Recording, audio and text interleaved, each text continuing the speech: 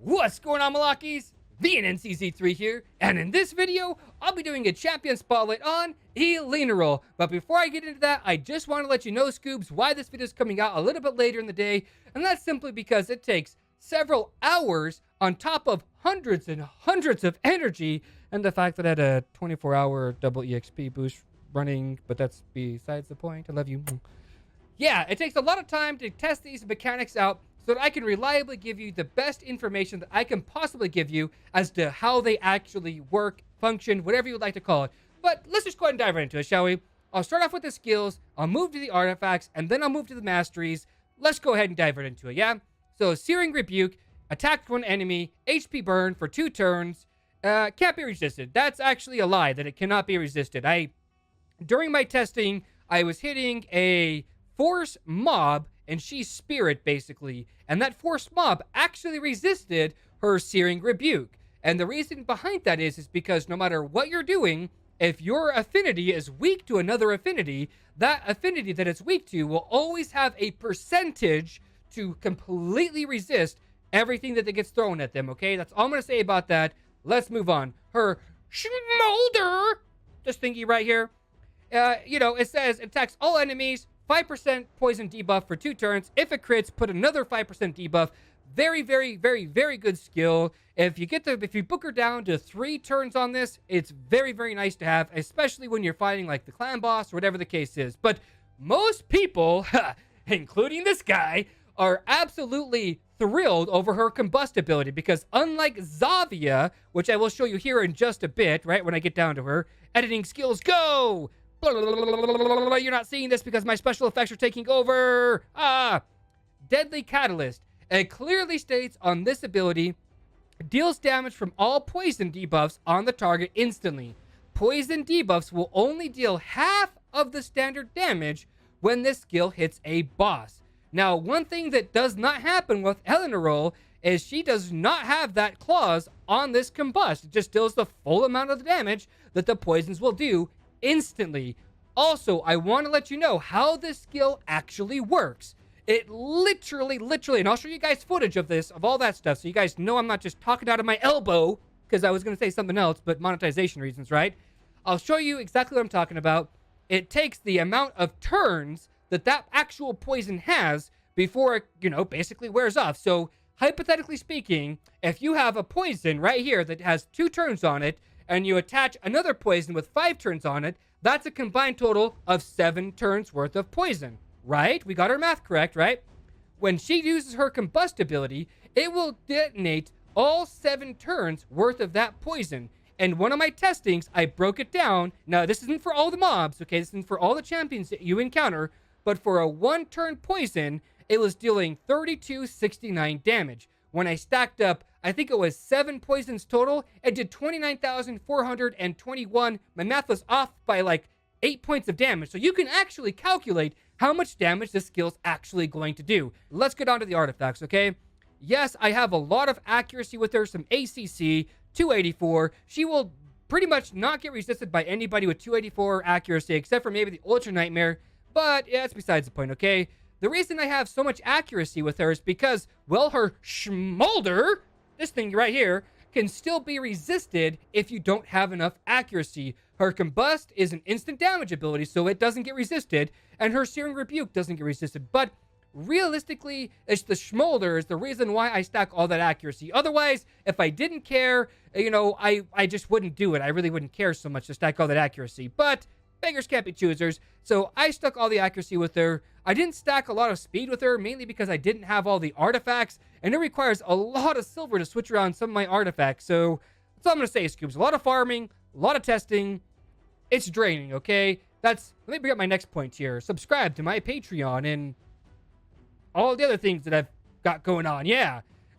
So, I have her at a typical build here. That is a HP percent chest, and a opposite defense percent gloves. I have all of my champions, by the way, that I take into any amounts of serious fights with one or the other, basically, meaning chest and or gloves. One has to be HP percent, and the other one has to be a defense percent, because I just don't want my champions to die automatically. When you go to Dragon level 20, they're level 280, and if you don't have enough defense or HP on your champions, they're going to get mollywopped and go, ah!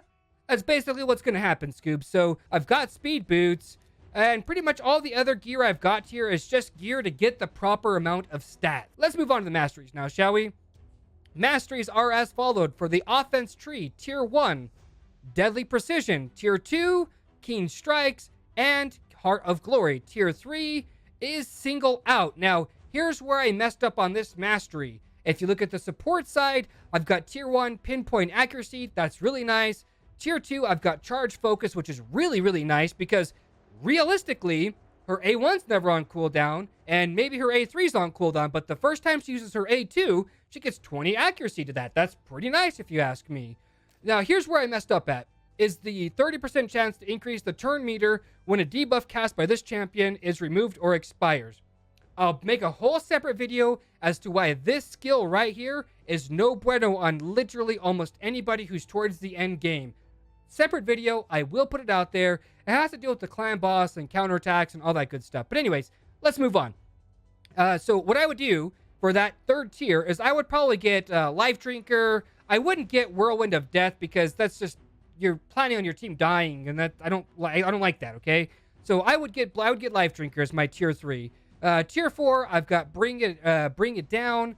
Tier 5, I've got Methodical, and Tier 6, I've got War Master. So for the support side, like I was saying, I've got Tier 1 Pinpoint Accuracy, Tier 2 Charge Focus. Tier 3, I would only have Swarm Smiter. That's all I would have.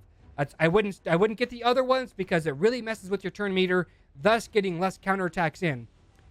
Tier 4, I've got Lore of Steel, and I've got Cycle of Magic, because I really do like that 5% chance to randomly make my Combust come off cooldown, by a turn. I like it a lot.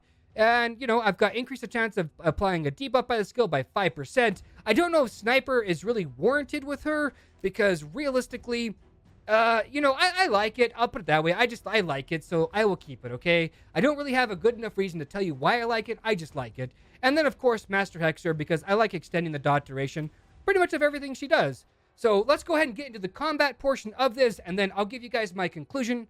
Boom, chicka, boom, chicka, boom, boom, boom, chicka, boom, chicka, boom, chicka, boom, boom, boom. Getting this test done, yeah. Getting this test done, yeah. That's what I like to do. All right, 8942 damage. Let's go record that down. 8942 damage. Oop, whoa, hello. All right, that one's done. Let's go ahead and just leave the battle here, because that's what we do. Rip my energy. Oh, man, all right. Nani? This guy must have the resistance of Zeus himself. How is that even possible? Juliano's got like 300 accuracy. All right, that's all I'm gonna say about that. All right, I'm a little aggravated about that. All right, yeah, I'm frustrated, man. Rip my energy. All right, rip my energy. How does that even happen? 2938 is 5% of this champion's hit point pool. So, if I was to stack the poisons, boom and boom, just 3. I got a theory here. Okay, there's 5. So this attack should do, right? Let's go 2938 times 5. 14,690 is what it should do. 16,000. So does it add her attack in there as well? Because that would make complete sense.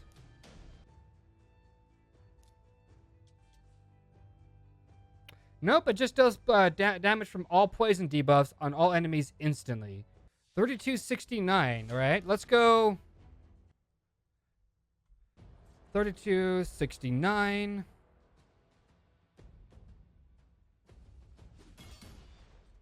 Let's go 3269 times 4.